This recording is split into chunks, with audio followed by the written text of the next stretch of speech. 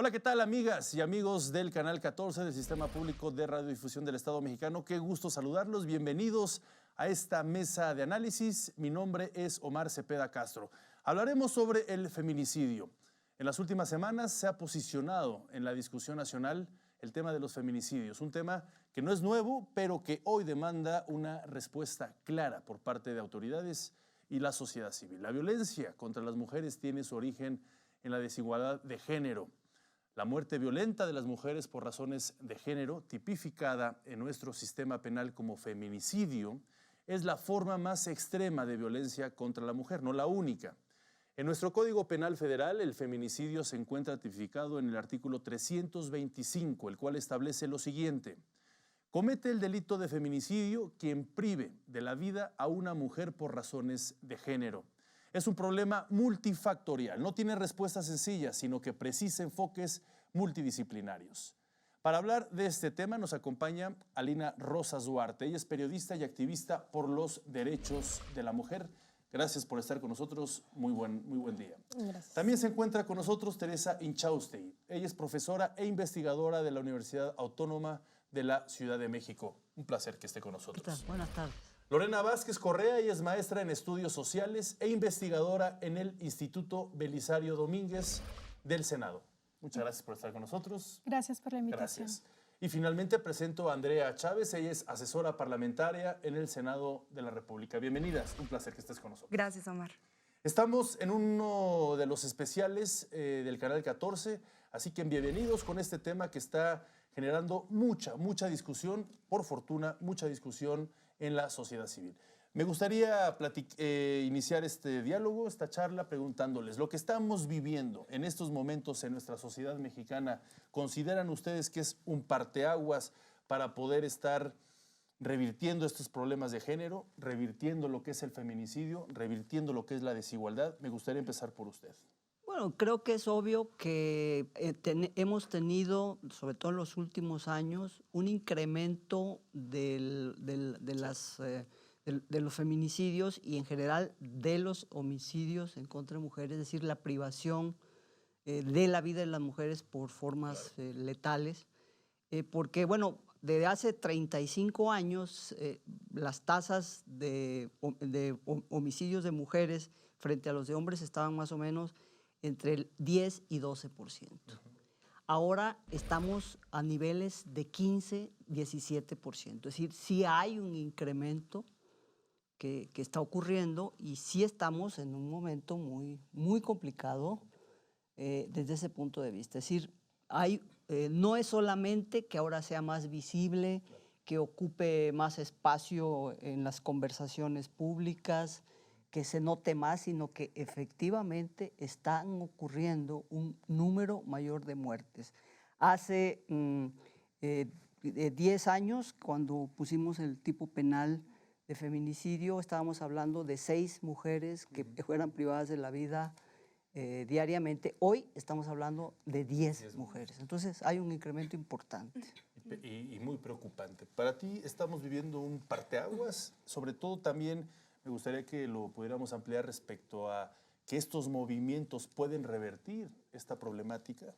Bueno, en realidad yo creo que no hay duda de que el feminismo a escala global hoy es un movimiento, ¿no? Y lo vemos en las calles de Chile, lo vemos en Estados Unidos, incluso este fenómeno, ¿no? De este canto, el violador eres tú, terminó y culminó este performance de las tesis, ¿no? Este grupo en Chile terminó cantándole en la Casa Blanca, el violador eres tú, en la Marcha de las Mujeres organizada en Estados Unidos. Es decir, hay todo un movimiento, un auge que se refleja aquí, ¿no? El hecho de que este movimiento incluso, por ejemplo, este canto específico se lleve este performance a lenguas, quechuas, ¿no? O sea, estamos hablando de que está explotando algo a nivel mundial.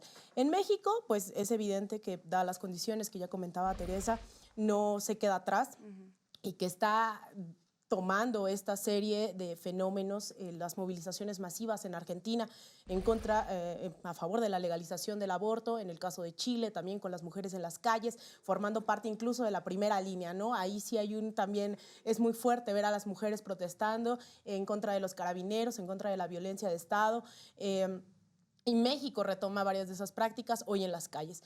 Yo creo que definitivamente es un momento histórico en donde incluso el movimiento feminista ha logrado lo que los movimientos estudiantiles, por ejemplo, en la Universidad Nacional Autónoma de México, no habían logrado, que era paralizar la universidad, y que eso puede reivindicar incluso la democratización de la misma universidad. Es decir, está afectando varias estructuras y que eso no había ocurrido, dado que hoy es el movimiento de oposición con más legitimidad y que, insisto, también hay que diferenciar la parte de los medios, que eso, bueno, tal vez lo toquemos después, de cómo es que parece ser que ahora en México el patriarcado comenzó con Andrés Manuel y no es verdad, ¿no? Claro. Entonces, creo que es una ruptura totalmente, específicamente después de las elecciones de julio del 2018, en donde se abre una pequeña brecha democrática en este país y que hoy la oposición con mayor legitimidad definitivamente es el movimiento feminista. Claro. ¿Qué opinan de este lado, Andrea? Yo estoy de acuerdo con Alina en el sentido de que se ha abierto una ventana democrática que ha propiciado, desde luego, que hayan más exigencias, más organización por parte de las que estamos luchando por una vida libre de violencia, por parte de las colectivas.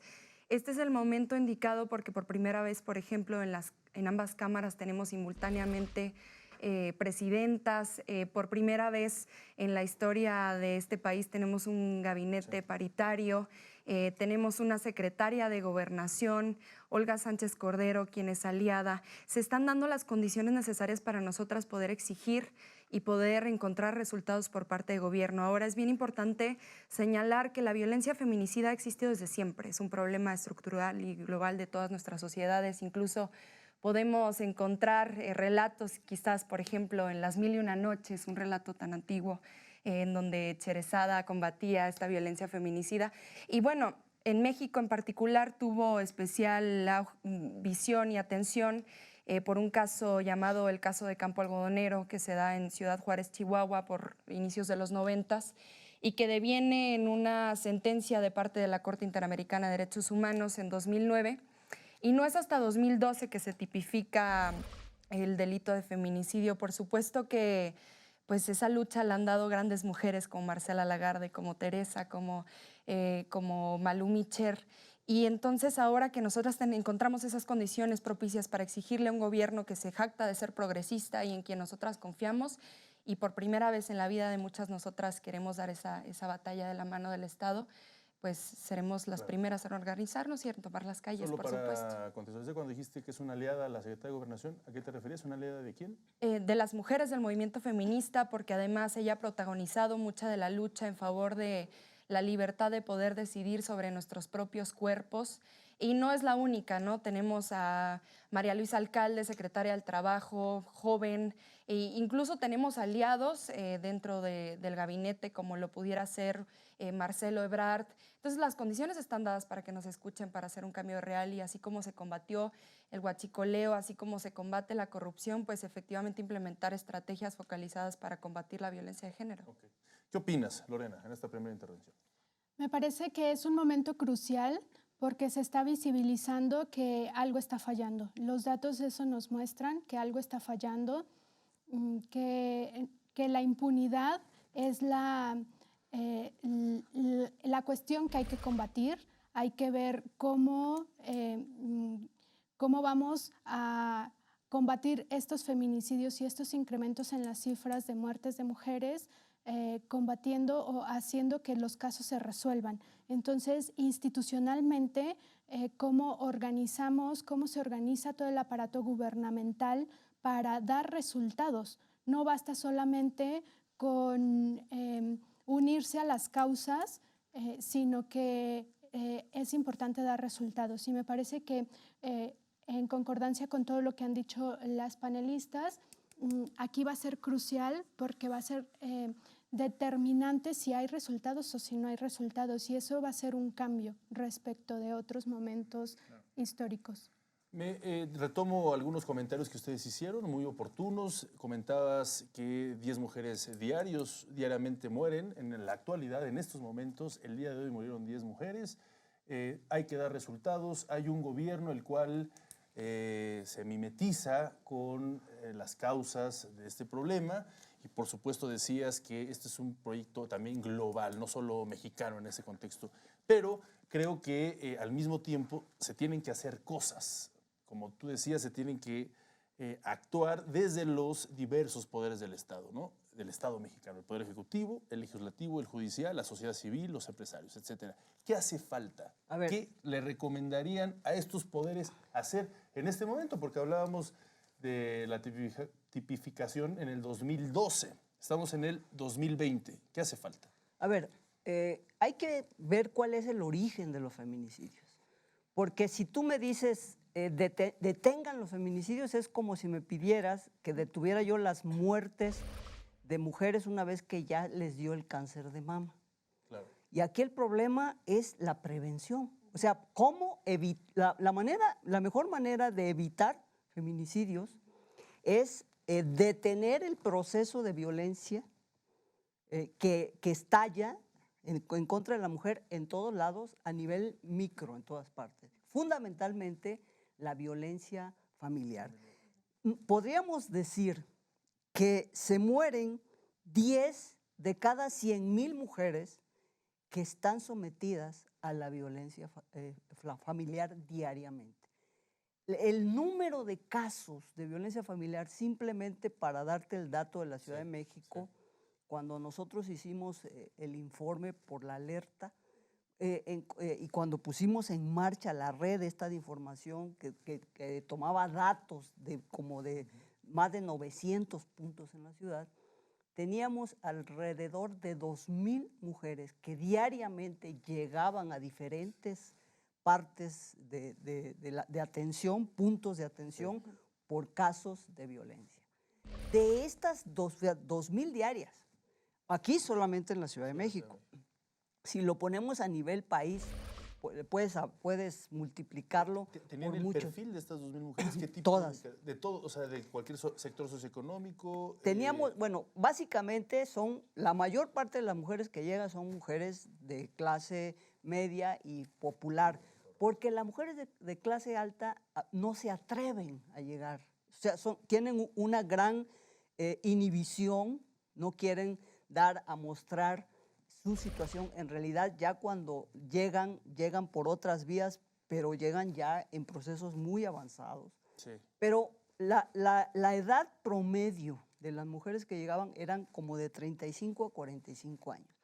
Es notable que las jóvenes que padecen, o sea, que se meten en relaciones violentas desde el noviazgo, como lo han naturalizado las relaciones de violencia como parte del amor romántico, como ahora decimos, pues no dicen nada. La Procuraduría de Justicia, hoy Fiscalía, está obligada a preguntarle al instituto, a lo que es ahorita la Secretaría, si la persona que encontraron, Oxisa, tenía antecedentes de violencia. Con esa red nosotros podíamos decir, sí tiene, hay tantas veces llegó, puso tantas denuncias, ocurrió en tales partes, pero desgraciadamente las jóvenes no llegan. Y si no bien es denuncian. cierto esto que dices, yo creo que coincidimos todos que la prevención es la clave, pero también hace falta que esta prevención recaiga en un sistema adecuado, oportuno, por ejemplo, el Poder Judicial. De atención. Para ¿no? prevenir. ¿Qué opinan ustedes? ¿Dónde están estos factores que se tienen que atacar en este momento? Son las 3 medidas y acciones, es la prevención, la atención y la sanción. Y pareciera que últimamente pues hemos puesto mucha la atención en la tercera, en la sanción, ¿no? Pero efectivamente la más importante, estas 3? porque además la mayoría de las mujeres que son víctimas de feminicidio ya habían sido víctimas de otra violencia, de violación, de abuso, de hostigamiento, de violencia intrafamiliar, de lesiones. Y es preocupante porque solamente el 0.3 de la violencia sexual llega a denuncia, por ejemplo. Claro. Y solamente 1 de cada 1,000 casos de abuso en infantes, abuso sexual en infantes, llega a una sentencia. Entonces, ¿qué estamos haciendo para identificar estos procesos, digamos, cuando son menos graves y todavía no han alcanzado esta violencia feminicida, en el peor de los casos, que es el caso del feminicidio, pero que sigue siendo violencia feminicida en el sentido de que pues, hay una violencia ejercida contra las mujeres por el hecho de ser mujeres, ¿no? Por una razón de género. Y entonces creo que el punto focal necesariamente debe estar en la prevención y creo que en parte este gobierno, si bien no lo ha exteriorizado de esa manera y no le ha puesto ese nombre, Lo está tratando de hacer porque si hay un combate, por ejemplo, a la pobreza. Y las brechas de desigualdad sabemos que son una de las principales promotoras de las comisiones de delitos y de la inseguridad. Y entonces a veces lo invisibilizamos porque no trae la etiqueta de género, no trae la etiqueta de para las mujeres, pero sí es cierto que la persona más vulnerable en este país es una mujer indígena, ama de casa con una discapacidad. Y entonces, cuando vemos el problema como estructural y empezamos a atacarla desde todos sus factores, desde el tema de la pobreza, el tema de educación para las personas con discapacidad, el tema de empoderar a una mujer económicamente, porque así es menos propensa a sufrir violencia, entonces pues estamos atacando de raíz el problema. Pone sobre la mesa una cuestión integral, ¿no? Más allá de un sector o un poder, tiene que ser integral. Necesariamente, no puede haber una medida populista de decir se aumentan las penas del delito, necesariamente debe haber una medida integral en la prevención. ¿Qué opinas, Elena? Yo totalmente de acuerdo con que es una cuestión totalmente estructural, que a veces se invisibiliza y que yo quisiera traer de nuevo el papel de los medios, ¿no? O sea, qué tanto es identificar a estos responsables, no solamente la violencia de Estado, y cuando digo violencia de Estado no solamente puede ser la omisión o la falta de voluntad política del gobierno, sino también la falta de medidas en torno a la pobreza. Digamos, este tema del feminismo hay que entenderlo no como una salida a los feminicidios netamente, ¿no? Sino como una oportunidad de generar políticas públicas con perspectiva de género. Es decir, pensar en las mujeres al momento en el que se legisla en materia económica, en el momento en que se legisla en seguridad, en educación, incluso en movilidad de esta ciudad. Esta ciudad no está hecha para las mujeres. Nosotros no podemos salir y evidentemente esto tiene que ser, es parte de este debate estructural, ¿no? De no se ha pensado y por eso la huelga del día lunes. Hablemos de los oportunismos después, ¿no? Pero el hecho de perder de vista que es una cuestión estructural, eso es el lunes, ¿no? El lunes 9 de marzo es pensar en que las mujeres formamos parte de un sistema de producción que nos ha relegado a ciertas tareas, que nos ha condenado a ciertas miserias, que nos ha excluido en todos los ámbitos y que por eso es que las mujeres tienen que salir y tienen que ser tomadas en cuenta. Por lo tanto, apoyas este movimiento del 9 de marzo, está un día sin mujeres, en tu caso. Yo apoyo el que se visibilice que la mujer ha sido olvidada y relegada en todos los ámbitos y que la mujer forma un punto neto, un punto principal del sistema productivo que la ataca, que la mata, que la excluye y que lo correcto es parar, que quién convoque y cómo se han sumado estas personas que han atacado los derechos de las mujeres sistemáticamente por décadas, sí, es claro, otro asunto. Ahí hay mucha hipocresía. Vamos a regresar. Por supuesto, les voy a hacer esa pregunta también. ¿Quién está a favor o en contra? Si van a participar. Y por supuesto, te voy a dar a ti la palabra, si me lo permite, Lorena. Pero antes vamos a hacer una brevísima pausa y regresamos.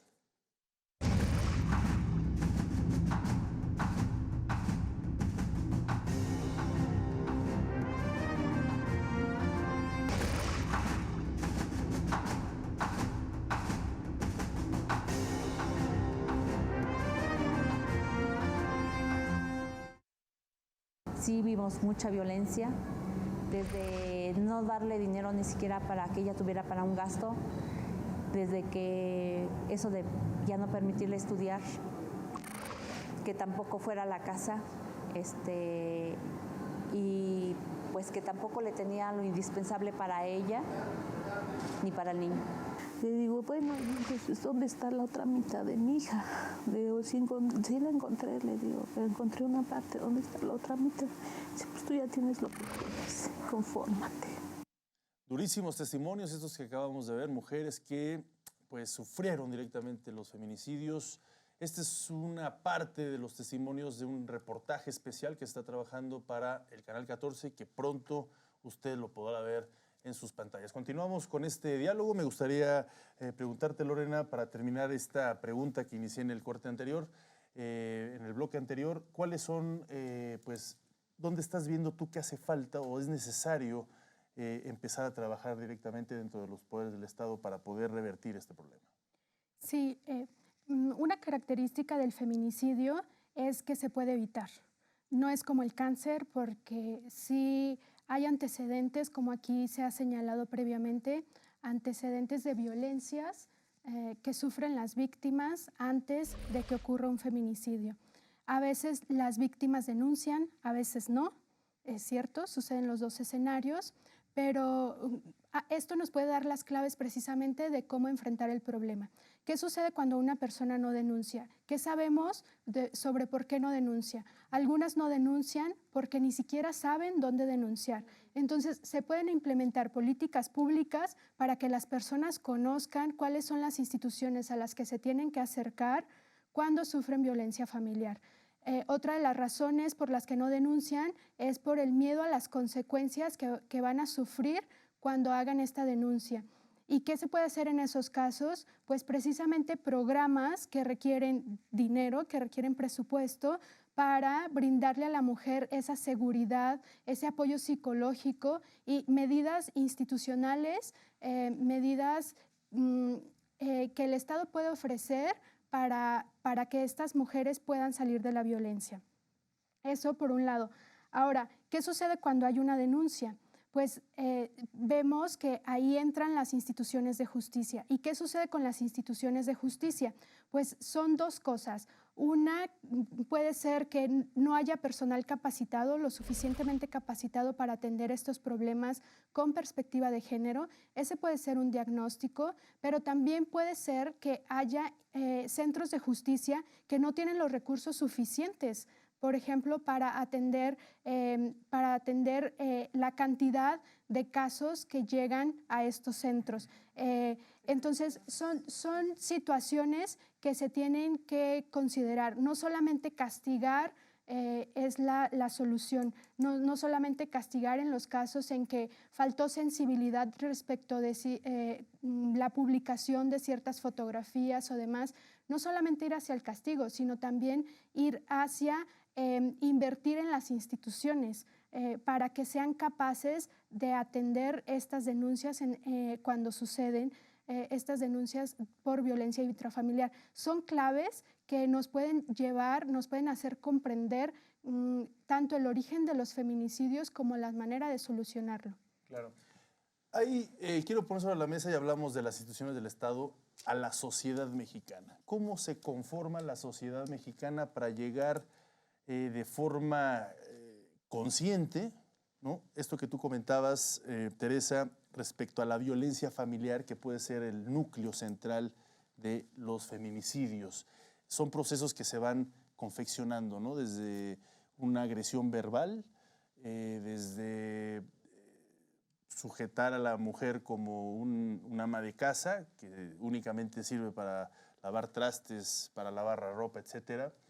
Y eso va incrementándose porque se va permitiendo. Y eso la sociedad mexicana, hay que ser realistas, lo tiene arraigado durante muchísimos años. ¿Por qué se ha llegado a esto?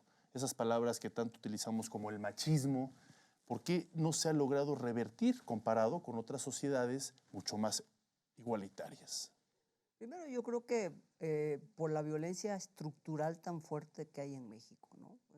Yo creo que somos un país que la violencia está, como decía Alina, de las estructuras del racismo, de la desigualdad, de todos lados. O sea, histórica. O sea, sí, tenemos una violencia tremenda. Acuérdate que Octavio Paz decía que los mexicanos éramos hijos de la chingada, es decir, de la mujer violada, ¿no? Entonces, está tan naturalizada esta violencia machista, es tan instrumental y misógina en la cultura mexicana, que es brutal, o sea. Aunque él lo contextualizaba mucho después de la conquista española. Sí, pero la conquista no está atrás 5 siglos. La claro. conquista está en nuestro, o sea, en nuestro inconsciente colectivo grabadísimo. Sí, claro. Y además el colonialismo está activo, o sea, el colonialismo no se ha ido del país, o sea, está operando, ¿no? Pero además una misoginia y un desprecio en torno a la mujer que es brutal. En todos los sectores. En todos los sectores. Digo, simplemente cuando tu nombre, perdón, se me va, pero Lorena. Cuando Lorena señala precisamente la importancia de atender y de tener recursos, y tú vas a ver el porcentaje de los recursos que hay en el presupuesto para atender la violencia, o sea, son menos de 100 pesos por cada mujer. O sea, es algo completamente pues ridículo para el tamaño del problema. ¿Y qué pasa? Está tan naturalizado el hecho de que a la mujer le golpean, le pegan, le hacen y la lastiman, la lesionan, que no hay siquiera una apreciación de cuánto le cuesta al sector salud y cuánto nos cuesta en salud para mujeres y para niños y niñas la violencia.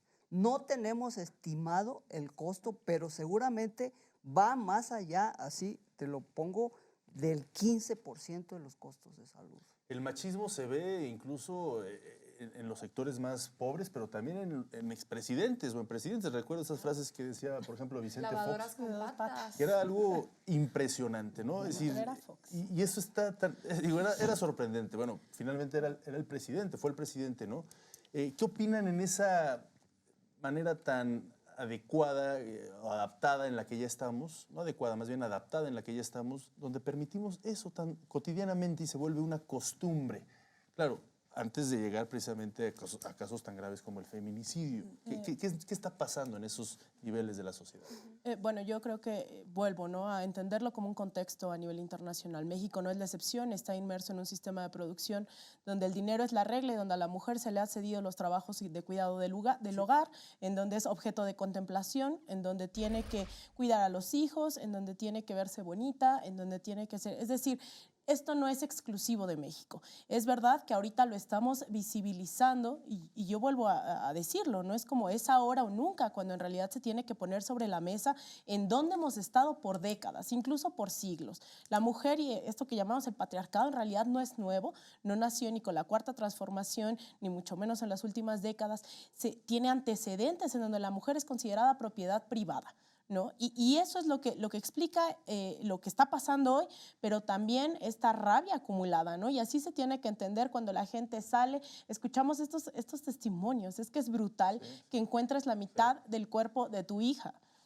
Y eso se normalizó, y se normalizó en una sociedad en donde la violencia se profundizó no solamente por el papel que se le ha dado históricamente a la mujer, sino por una guerra contra el narcotráfico que deshizo todo el tejido social en este país, y que hoy tenemos los feminicidios en las tasas más altas y tenemos en general un nivel de violencia estructural brutal, ¿no? Y se habla, no hablemos solo de las mujeres, hay que hablarlo, pero hay que entender el papel, el rol de las mujeres como parte de un sistema que las ha explotado, las ha humillado, las ha asesinado, les ha dado un lugar de humillación, de miseria y las ha condenado a eso.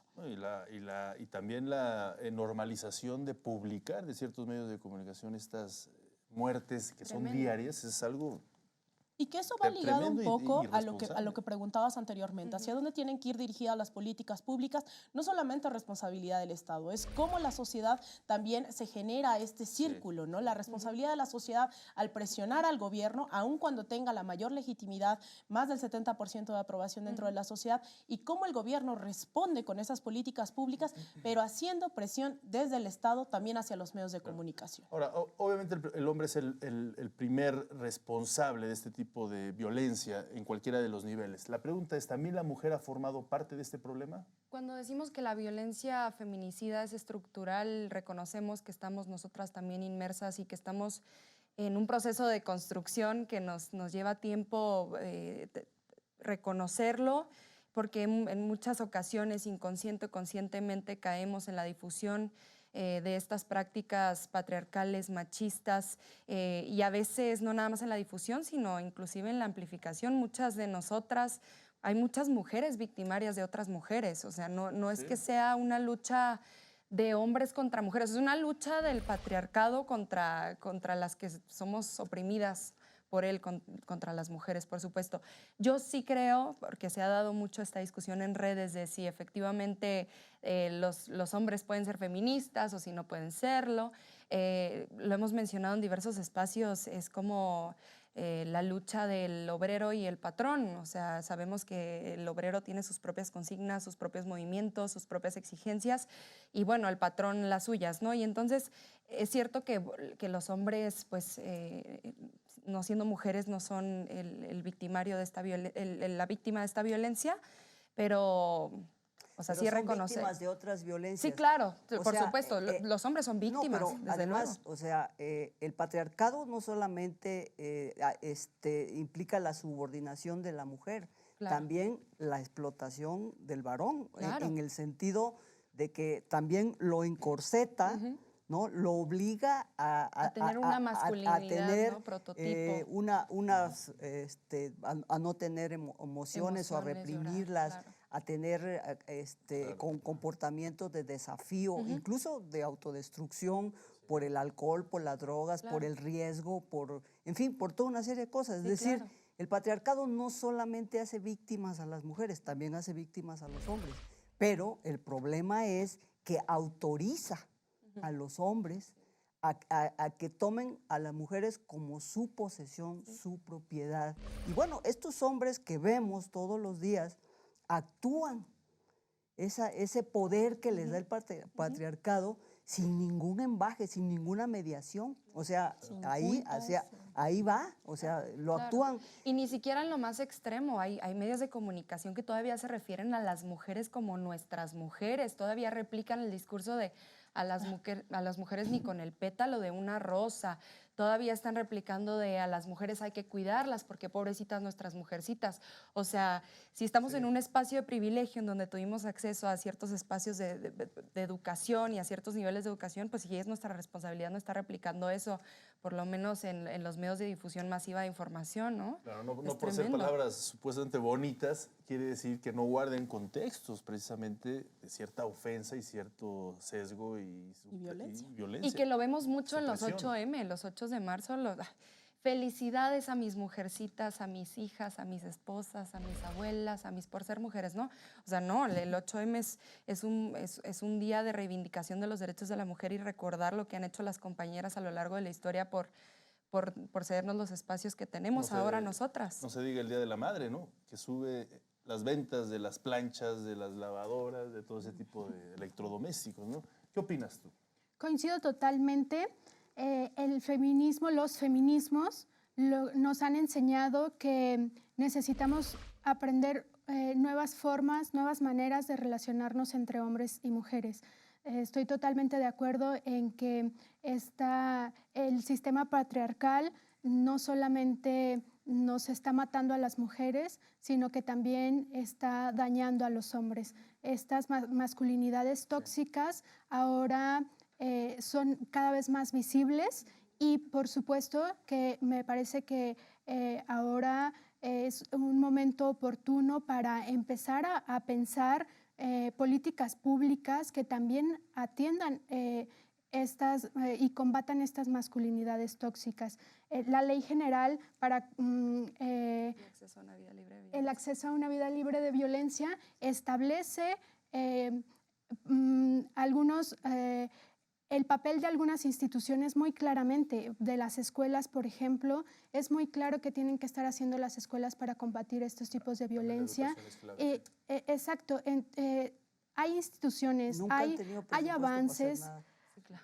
Les pedimos cosas sin lana. Exacto, hay avances respecto de cómo tenemos que combatir estas violencias y falta que se apliquen esas leyes.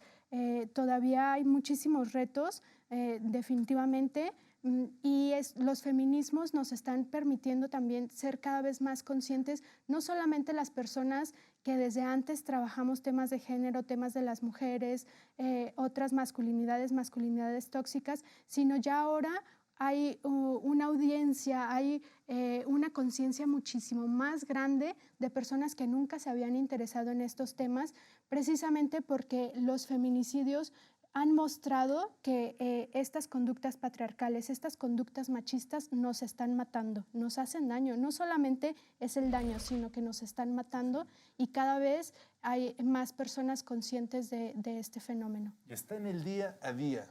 Todo lo que estamos muchas veces viendo en televisión, en la radio. En la radio no se diga cuando sale en todo momento las canciones, por ejemplo, reggaetoneras, ¿no? Que ahorita están muy de moda y realmente son absorbidas por generaciones de jóvenes de varias edades y que realmente se crean esos bailes, esas manifestaciones, esos machismos. Desde ahí empieza, ¿no? También una agresión. Es decir, cosas que no nacen necesariamente de la violencia familiar, pero son esos elementos externos que provocan esta violencia familiar. Pues es que hay una retroalimentación, un reflujo, o sea, la sociedad, desde los distintos puntos de la sociedad, se produce esto que se llama la acción reflexiva, que de un sistema o de una parte se pasa a la otra y en conjunto todo eso se retroalimenta, ¿no? Claro, entonces es parte del mismo caldo de cultivo en donde estamos efectivamente reproduciendo los estereotipos, las formas de comportamiento, las conductas, etcétera, y donde la estamos validando incluso. Claro, y las redes sociales, ¿qué tal? ¿Qué opinan de las redes sociales? ¿Cómo se está manejando ahí ese tema? Yo creo que las redes sociales han jugado un papel importantísimo en la colocación de este movimiento en la agenda pública, por supuesto. Bueno, para bien podría ser un decir, porque luego también saca como el lado más fascista de la sociedad, porque pues hay un monitor de por medio y entonces la gente pues está en el completo anonimato y con la libertad de expresión pues está en el derecho de decir cualquier cosa, ¿no? Creo que las redes sociales en este momento han servido para visibilizar este movimiento, sí, y también para hacer visibles algunos casos de feminicidio que han sucedido aquí en la capital, porque de nuevo, no es que recién llegó la violencia feminicida ahora con Claudia Sheinbaum en el gobierno de la Ciudad de México, no es que recién llegara el 1 de diciembre del año pasado, recién entrado Andrés Manuel, o sea, esta violencia viene de la mano de la historia y tristemente ha tenido que suceder en la centralidad y en la Ciudad de México para poder ser tema en la agenda pública. Es totalmente cierto eso, pero no hay que dejar de lado lo que comentó la profesora respecto a que se sigue incrementando los problemas de feminicidio y más allá de etiquetar los sexenios, es importantísimo que se haga algo urgente. Permítame hacer una pausa, ya tengo que hacer esta breve pausa y por supuesto cuando regresemos, pues vamos a platicar de lo que el 9 de marzo, lo que significa la politización que ha dado, la partidización que se ha dado y por supuesto saber si ustedes están a favor o en contra, si van a trabajar, si van a, o como bueno, una secretaria dijo de forma sarcástica, para no quedarse en las casas, para seguir lavando ropa y merendira, ¿no? Vamos a hacer una breve pausa y regresamos.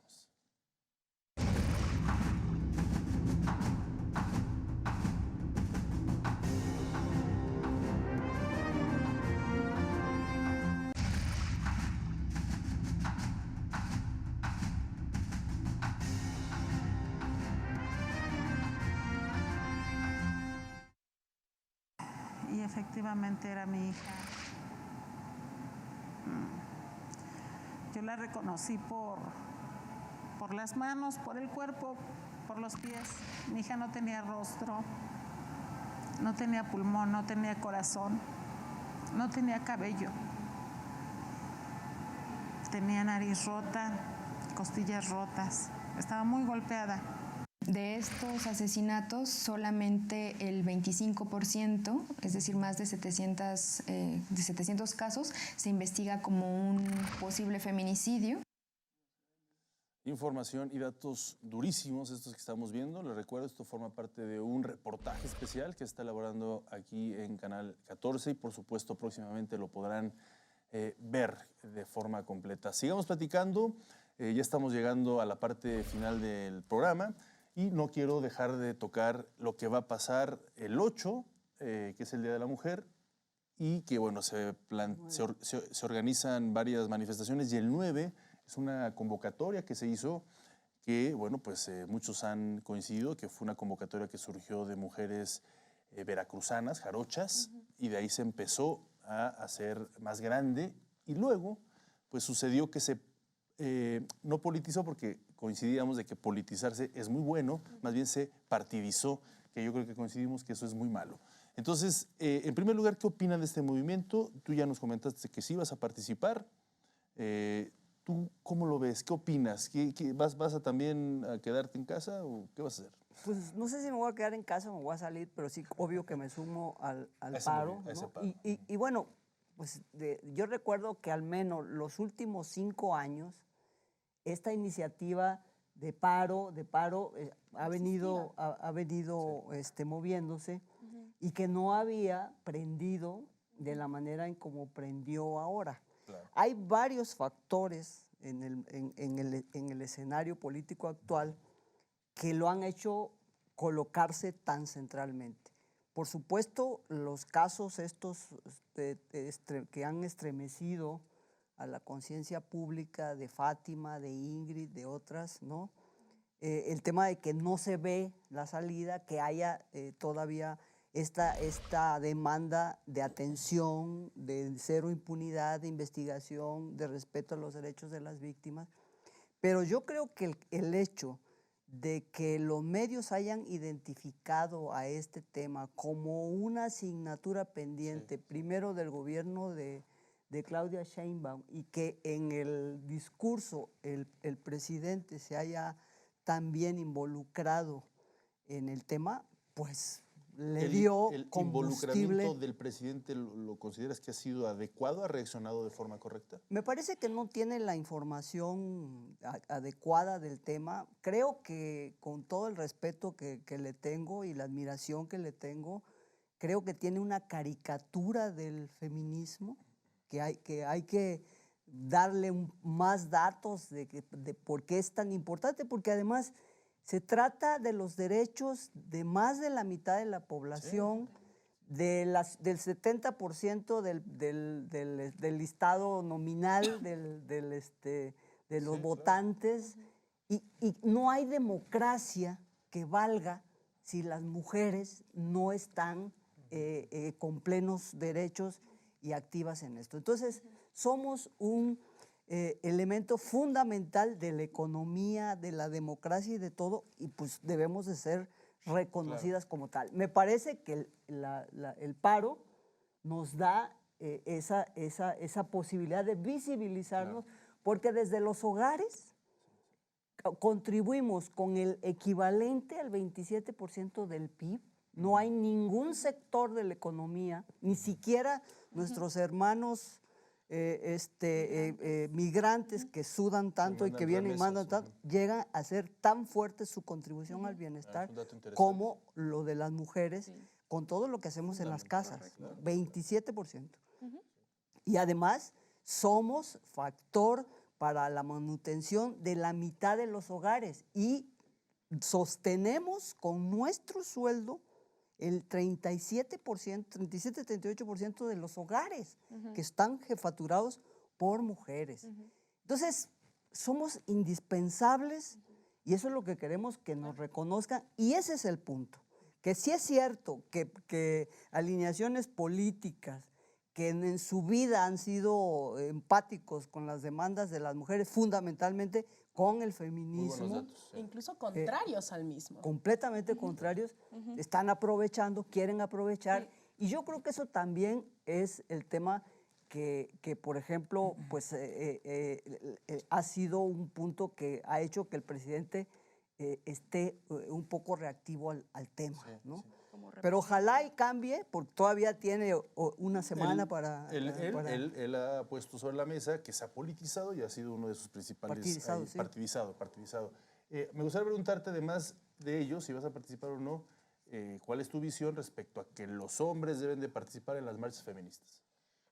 Primero, rápidamente nada más, yo no sé si se partidizó el tema del paro, porque a ver, tenemos un 1% de personas en el servicio público y en la Cámara de Diputados y en la Cámara de Senadores y en las cámaras locales y en las presidencias, en los ayuntamientos y en los gobiernos estatales.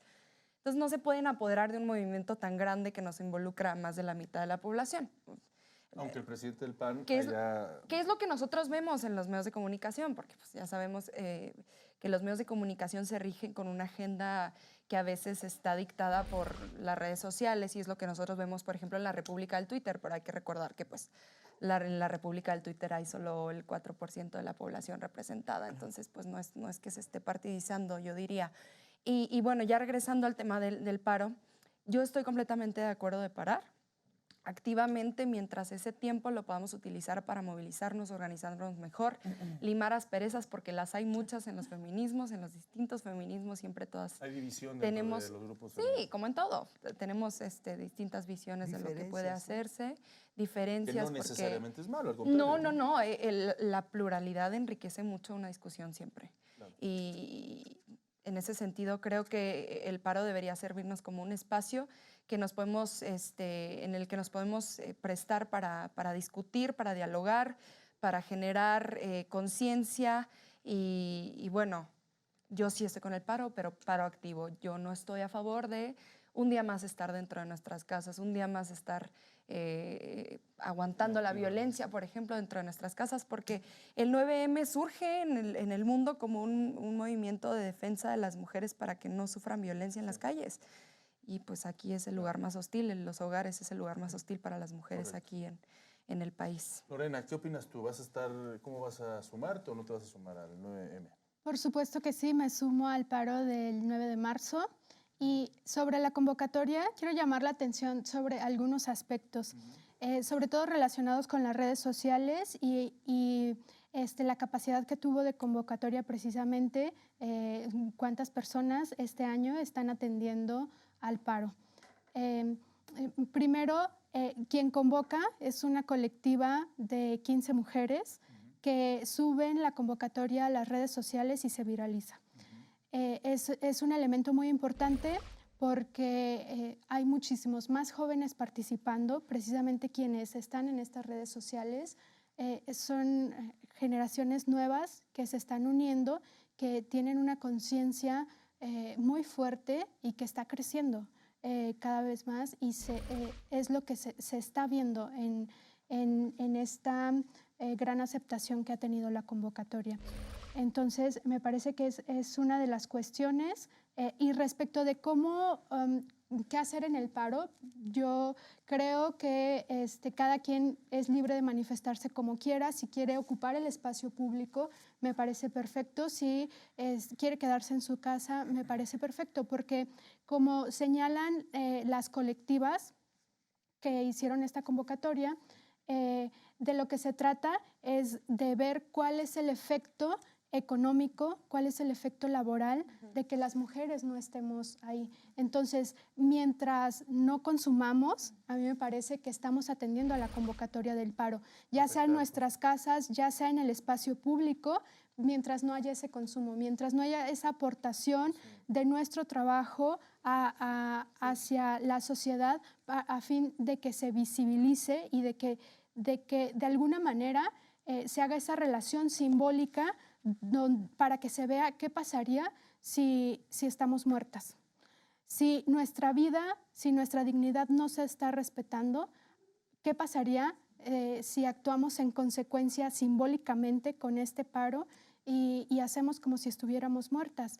¿Qué resultados va a tener en la economía? ¿Qué resultados va a tener en los ámbitos laborales? En el hogar, por supuesto, la manifestación, aunque estemos dentro del hogar, la manifestación sería no hacer estas labores domésticas que generalmente no son remuneradas. Entonces, hacer esa transformación, me parece que mientras tenga como consecuencia no aportar lo que todos los días le aportamos a esta sociedad, me parece que ahí se está cumpliendo con la convocatoria. Y que es mucho, según los datos que comentas, respecto al aporte económico, incluso desde las mujeres del hogar. Sí, yo incluso quisiera decir que justo se trata de trascender este momento histórico de lo simbólico, ¿no? O sea, no nada más de simular que no estamos, simular que nos dieron permiso en nuestros trabajos, simular que en las empresas, ¿no? O sea, es realmente reivindicar una herramienta que utiliza la clase obrera, ¿no? Para parar totalmente un sistema productivo que ha puesto a la mujer en un punto en donde solo se le explota y todo esto que ya hemos hablado, ¿no?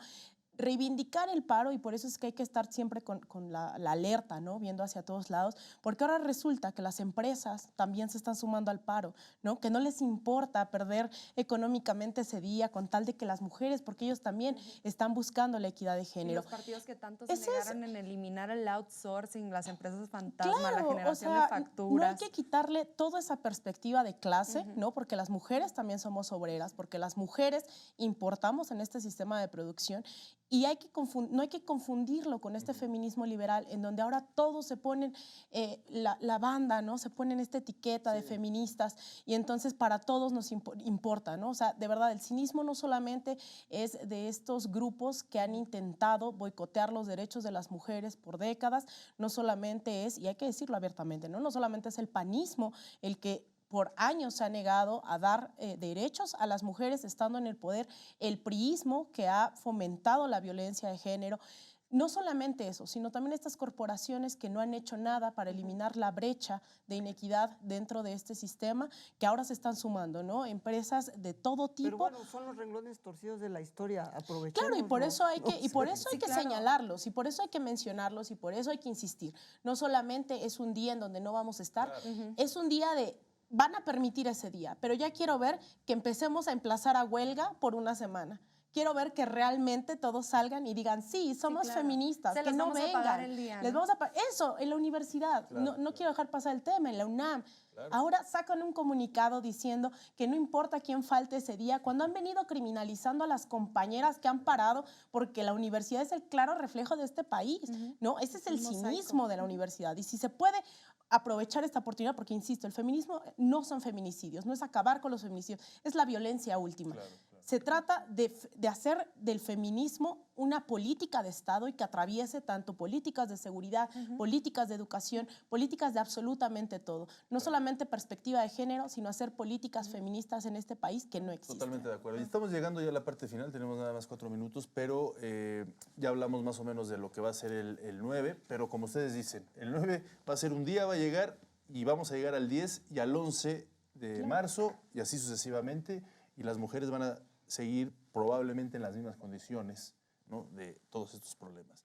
En ese sentido, ha habido manifestaciones. Es probable que pues, sigan habiendo demandas, manifestaciones, etc. Pero ha habido manifestaciones violentas. Me gustaría conocer su punto de vista, si están de acuerdo que las mujeres se lleguen a manifestar en estos momentos de esta forma, que a veces pues rayan monumentos, estatuas, etcétera, ¿no? de la parte urbana, de las calles. ¿Qué opinan? Un minuto, si me lo permiten, porque vamos a tener que despedir en breve. Empezamos contigo y vamos a... Pues yo le pregunto a nuestra audiencia qué no harían si desaparecieran a una de sus hijas, qué no harían si mataran a una de sus primas, qué no harían si el Estado pues tiene tanto tiempo omiso dentro de la investigación de una amiga, quizás cuando la catarsis se da en un movimiento es porque el odio y el coraje es tanto y es compartido que pues necesita salir de una manera, y lamentablemente esta ha sido una herramienta de visibilización del coraje que tenemos las mujeres por haber sido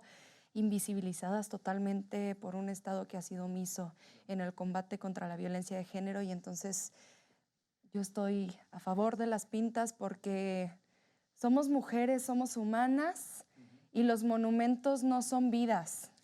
Los monumentos se limpian. Ojalá pudiéramos decir lo mismo de los cuerpos de las mujeres. Gracias, Andrea. Por favor, Lorena, sobre este mismo tema. Yo estoy de acuerdo. Me parece que no se puede equiparar una pinta a un monumento con la vida de las mujeres. De ninguna manera. Las mujeres no somos objetos. Los monumentos sí son objetos y no somos iguales. No es equiparable. Eso por un lado. Por otro, también...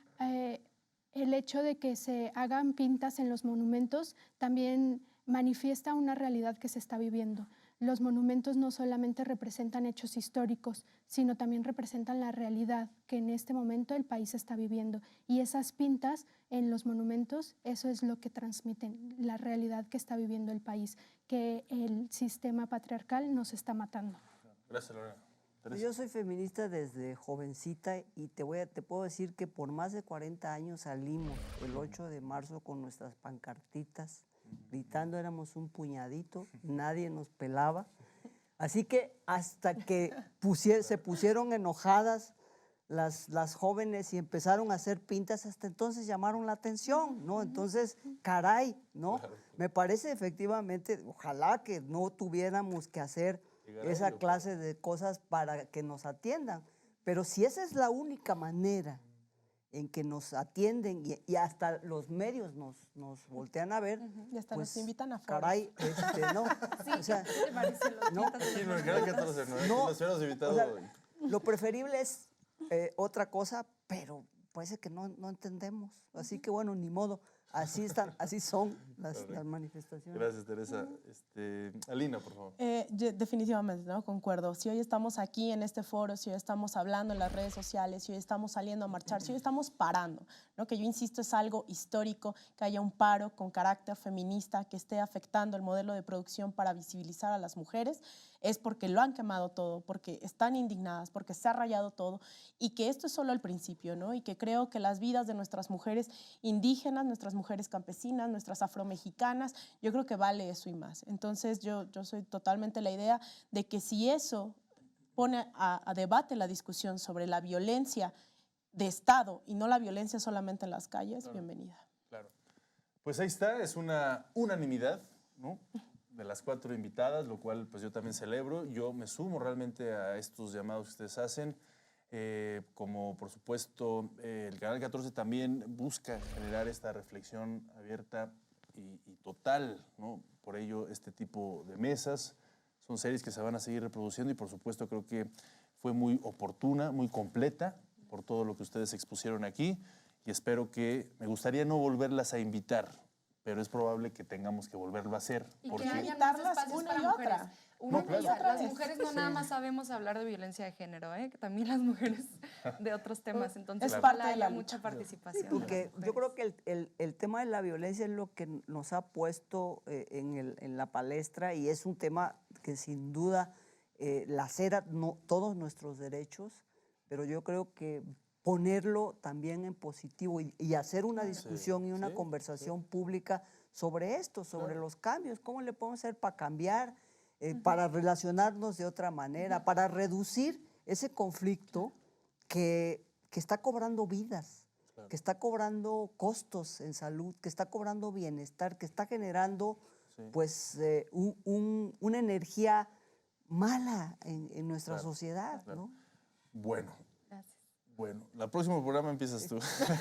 Adelante. Gracias, Alina. Gracias, Teresa. Muchas gracias. Lorena, un placer. Gracias también a ti, Andrea, por haber estado con nosotros este día. Gracias, por supuesto, a todos ustedes por habernos acompañado. Mi nombre es Omar Cepeda Castro y nos vemos en el próximo especial de Canal 14. Hasta luego.